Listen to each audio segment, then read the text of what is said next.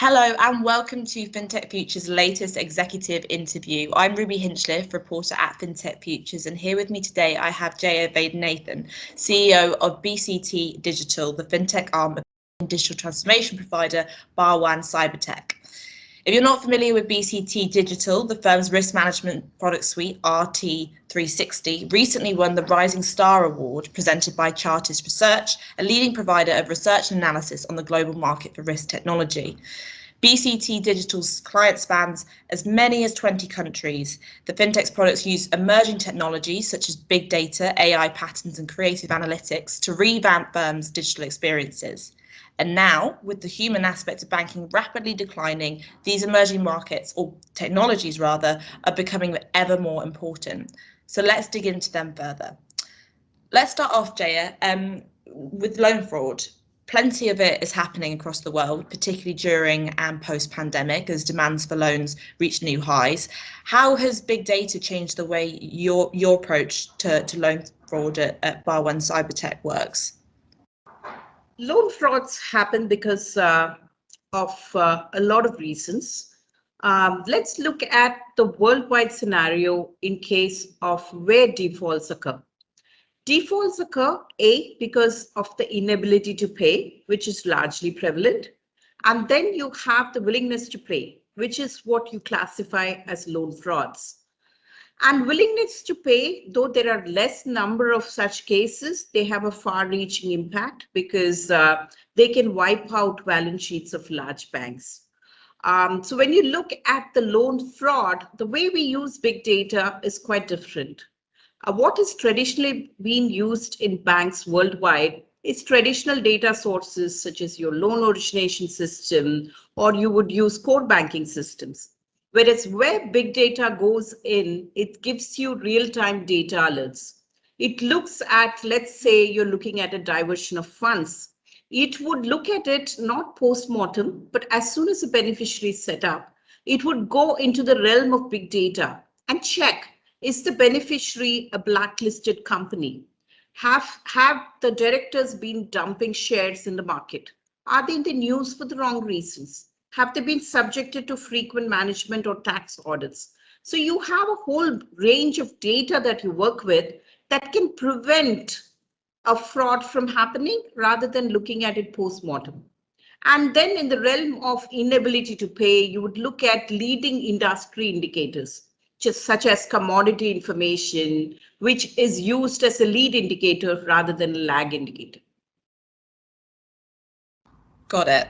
And so I'm interested. So how do you take what might have once just been considered an instinct about potential loan customer or loan risk and turn that into a calculated science? That seems to be quite a complex process. It'd be interesting to get some more insight on it. So the whole realm of artificial intelligence is not just about doing what a human being does, but it is also what a human mind cannot comprehend. So let me explain that with some data points. Let's say that you are given 3,000 data points. What would you do? You would just get confused, right? And say, how is this relevant? You would try to draw patterns. Or most often you would say, I think something is happening. That's what we call instinct. So how do you convert that very difficult process of instinct into a calculated science is where AI and predictive analytics come into play. So what we do, we say based on my past experience, I think this is something that's a red flag. So the past experience becomes predictive analytics. It takes the past data and models it. And artificial intelligence is something that makes patterns out of bad past data and tells you and helps you forecast the future. So this is what we call instinct. It's actually a calculated science. When I talk to you about credit decisioning, we take as much as 3,000 data points and then we kind of map it into what happened earlier. When this pattern appeared earlier, it was a fraud. When this kind of a red flag appeared earlier, it was a fraud. And not only do we take AI and predictive analytics, we also add a predictive science to it, which human beings can't do. They say, I think something is going to happen. It's my instinct picking up, right? But here, what we add is also a scoring engine. It says not only it's an alert or something is going to happen, but I can tell you with 86.4% probability that something is actually going to happen and this is the way it's going to happen. So that's where you convert an instinct into a science.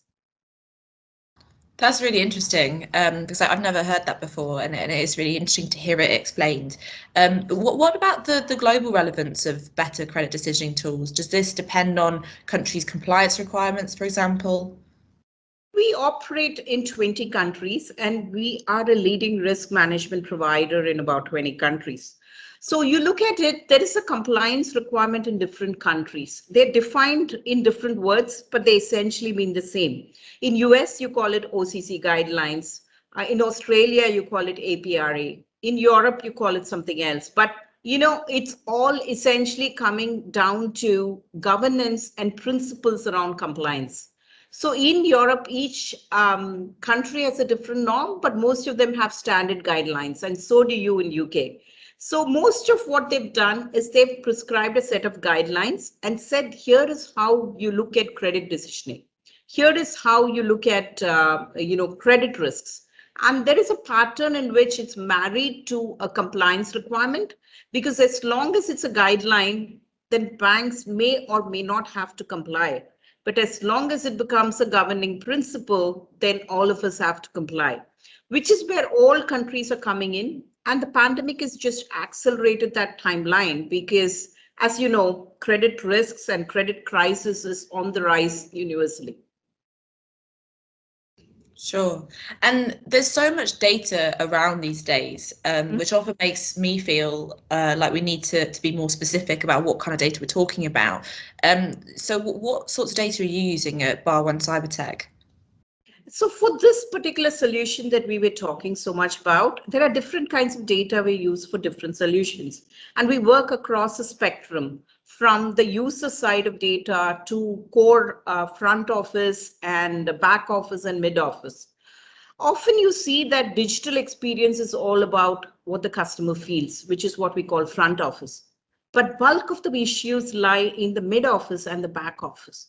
So that's where we need to strengthen the system so that you can have a great front end. It's not going to work unless the back end kind of becomes relevant. So the types of data that we use are structured data, which is kind of what you're normally used to. It's unstructured data.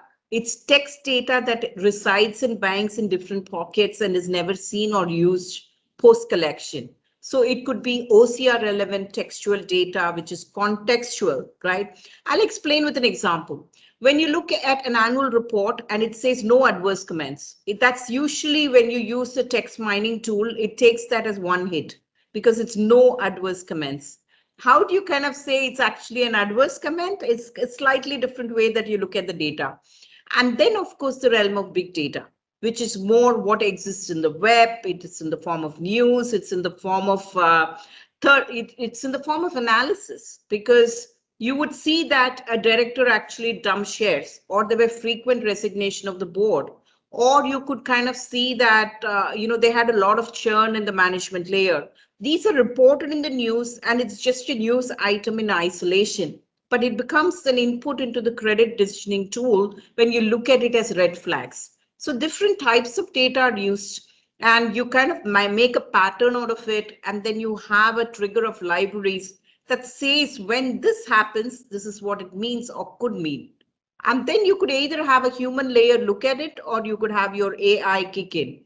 The way that we design the system is usually that it's straight through, and then a person could look at it, because it's good to have the set of eyes that also has a secondary check on the data, but that's not really required. Sure. No, you explained that really well. So thank you, Jaya. That is all from us here today at FinTech Futures. Feel free to check out more of our content via our YouTube channel or via Twitter and LinkedIn. And a massive thank you to you, Jaya, at BCT Digital for some fantastic insights. Catch you next time. Thank you very much. It was a pleasure talking to you.